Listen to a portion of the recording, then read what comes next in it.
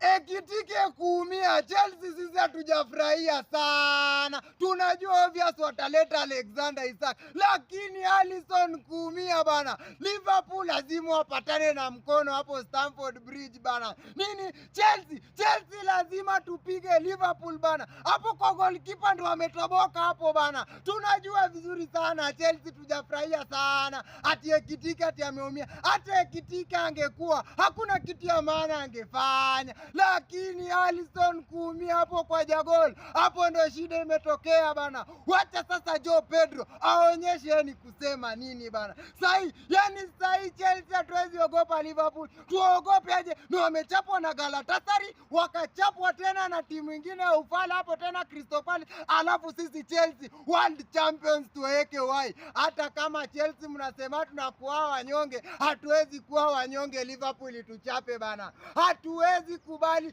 Liverpool tuchape bana. Nani alisema sikiza ati Chelsea ati imekuwa timu mnyonge? Chelsea hajakuwa mnyonge tafadhali bana. So Liverpool hapo Stamford Bridge, mpende msiponde, point ni 3 tunachukua bana.